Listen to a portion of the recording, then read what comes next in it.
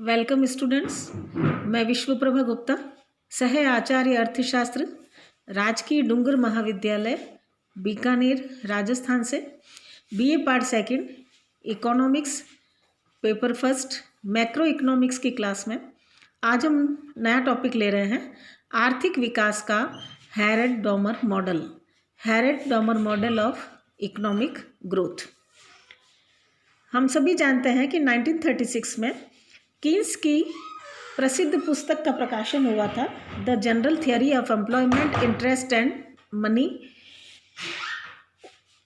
उस पुस्तक के प्रकाशन ने जहां एक और क्लासिकल इकोनॉमिस्ट की मिथ्या धारणाओं की धज्जियां उड़ा दी, उन सभी धारणाओं की पोल खोलकर रख दी, वहां दूसरी ओर व्यापार चक्र के सिद्धांत में नई क्रांति का सूत्रपात किया।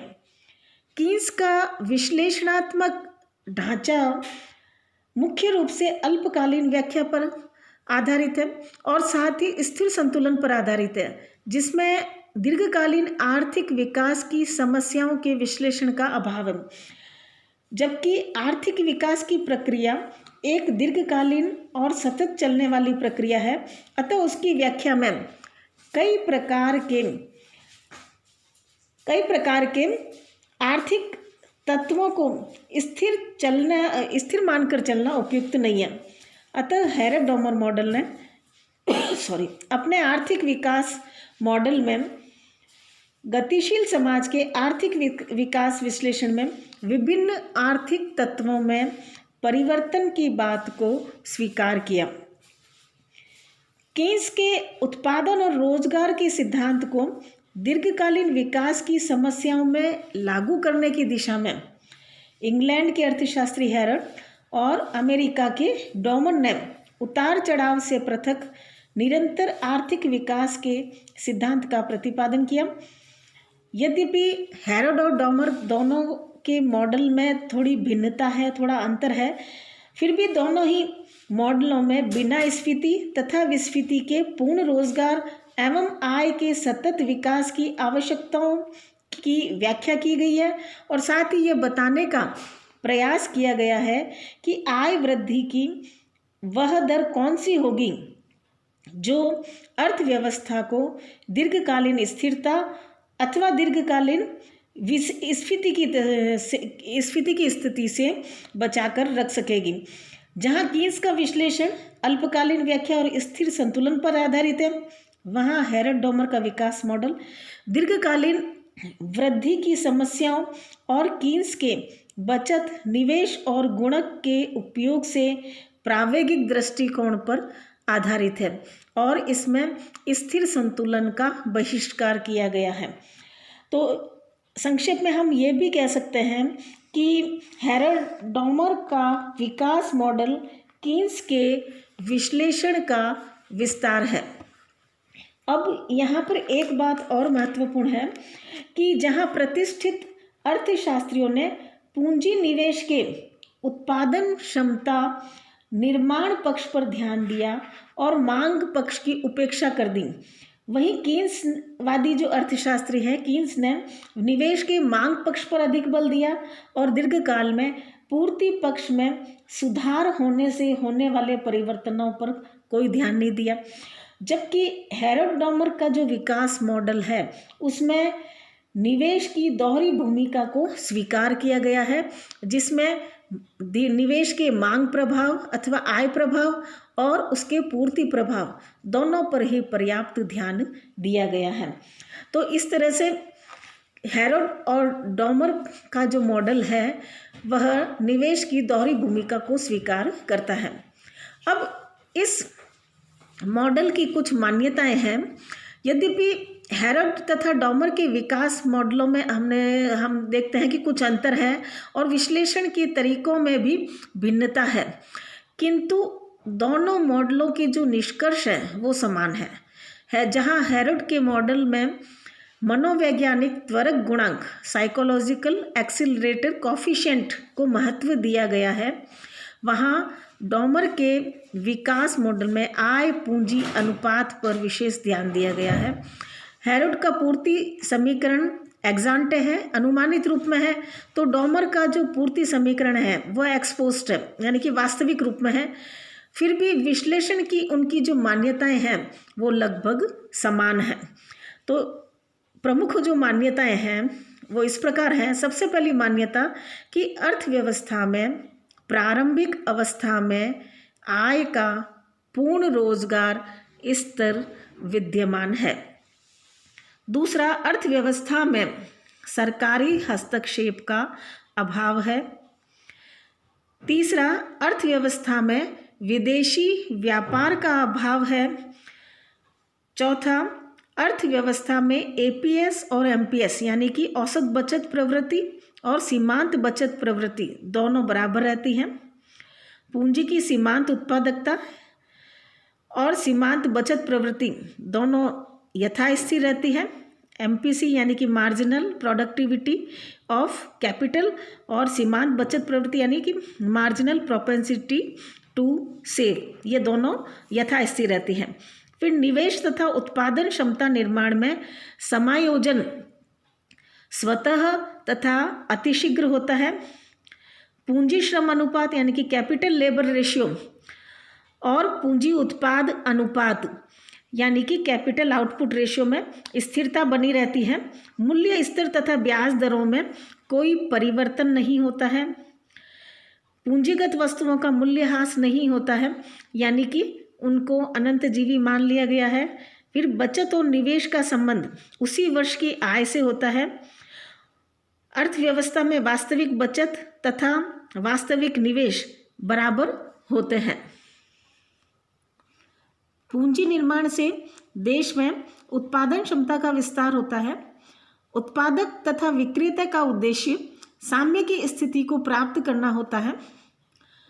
अर्थव्यवस्था में विकास की किसी बाधा को सरलता से दूर करना संभव है और यह मॉडल मुख्यतः औद्योगिक रूप से विकसित पूंजीवादी अर्थव्यवस्थाओं के अनुभव और उनकी समस्याओं पर आधारित है।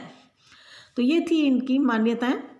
अब हम लेते हैं हैरोड का विकास model, Harrod's growth model. Harrod ने अपने विकास मॉडल के प्रतिपादन में विकास की 3 अवधारणाओं को परिभाषित किया है। सबसे पहले हम लेते हैं विकास की वास्तविक दर, एक्चुअल रेट ऑफ ग्रोथ, जिसको हम GA के रूप में डिनोट करते हैं। किसी समयावधि में उत्पादन में जो वास्तविक वृद्धि होती है उसे विकास की वास्तविक दर कहते हैं। हैरोड ने इसे समझाने के लिए एक समीकरण का प्रयोग किया है और वह समीकरण है GC = S। अब GC और S तीनों को अलग अलग बताया गया है, उनकी जो है उनका मीनिंग दिया गया है। तो G का मतलब है यह उत्पादन की विकास दर को बताता है जो एक निश्चित समय में आय में हुई वृद्धि को कुल आय के अनुपात के रूप में व्यक्त करता है, यानी कि G = Δy/Y, यानी कि उत्पादन की विकास दर बराबर आय में वृद्धि अपॉन कुल आय। दूसरा है C पूंजी में वृद्धि को बताता है जो निवेश का आय में वृद्धि से अनुपात है, अर्थात C = I/Δy, that is equal to, यानी कि पूंजी में वृद्धि बराबर निवेश अपॉन आय में वृद्धि। तीसरा है S का मतलब सेविंग यानी कि बचत है जो आय के अनुपात के रूप में व्यक्त की जाती है और जिसको बताया गया है S = S/Y, यानी कि बचत बराबर बचत अपॉन आय। अब तीनों का मतलब दिया गया है कि G का मतलब है Δy/Y, C का मतलब है I/Δy और S का S/Y। तो इन तीनों को हम इक्वेशन में रख सकते हैं और इक्वेशन है GC = S। तो इसको लिख सकते हैं Δy/Y इंटू I/Δy बराबर S/Δy। तो Δy से Δy कट जाएगा तो बचेगा I/Y = S/Y, that is I = S। यानी कि हैरोड ने अपने विकास मॉडल के उक्त समीकरण में यह सिद्ध किया कि संतुलन की अवस्था में बचत और निवेश दोनों बराबर होते हैं। अब दूसरी जो दर है वह है विकास की आवश्यक अथवा अभिष्ट दर, वारंटेड रेट ऑफ ग्रोथ, जिसको GW के रूप में डिनोट करते हैं। आय की वह वृद्धि दर जो निर्धारित निवेश के स्तर पर उद्यमियों को वास्तविक निवेश से संतुष्टि प्रदान करती है, उसे विकास की आवश्यक दर कहते हैं। हैरट कहते हैं कि विकास की आवश्यक दर वह दर है जिस पर उत्पादों की मांग इतनी पर्याप्त है कि व्यवसायी अपने समस्त उत्पादन तथा खरीदे गए स्कंद यानी कि इन्वेंट्री की मात्रा बेचकर खुश और संतुष्ट हैं तथा उसी दर पर अगली अवधि में उत्पादन जारी रखने के लिए निवेश करने को तत्पर हैं, जिससे अर्थव्यवस्था में उत्पादन, निवेश और आय का सृजन, इसका एक सिलसिला विकसित हो जाता है। अगर वास्तविक बिक्री तथा निवेश पूर्व नियोजित बिक्री एवं निवेश के तुल्य हो जाते हैं तो विकास की आवश्यक दर प्राप्त हो जाती है और फिर अगली अवधि में भी विकास की यही दर जारी रहेगी। हैरट कहते हैं कि अगर विकास को बनाए रखना है तो पूंजी की मात्रा में वृद्धि जितनी चाहिए उतनी होना आवश्यक है। हैरट ने विकास की आवश्यक दर का भी समीकरण दिया है जो इस तरह से है, GWCR बराबर S, यानी कि GW is equal to S/CR। Harrod ने बताया कि अर्थव्यवस्था में साम्य की स्थिति उस समय उत्पन्न होगी जब GW बराबर S/CR होगा। अब GW का मतलब है विकास की आवश्यक दर, वारंटेड रेट ऑफ ग्रोथ, जो आय में वृद्धि का कुल आय से अनुपात व्यक्त करती है, यानी कि GW is equal to delta Y/Y, यानी कि आय में वृद्धि अपॉन कुल आय। दूसरा है S का मतलब सेविंग यानी कि बचत, जो आय के अनुपात के रूप में व्यक्त की जाती है, यानी कि S is equal to S/Y, बचत अपॉन आय। इसके बाद CR यानी कि कैपिटल आउटपुट रेशियो, पूंजी उत्पाद अनुपात, अर्थात उत्पादन की एक इकाई के लिए पूंजी की कितनी मात्रा चाहिए, यानी कि वस्तु की एक इकाई अगर उत्पादित करनी है तो उसके लिए जितनी पूंजी की मात्रा चाहिए उसे हम पूंजी उत्पाद अनुपात के रूप में जानते हैं। तो CR is equal to delta K/डेल्टा Y, यानी कि IN/डेल्टा Y होता है। अब इन तीनों का मतलब यानी कि GW बराबर डेल्टा Y/Y, CR का मतलब IN/डेल्टा Y और S का मतलब S/Y है।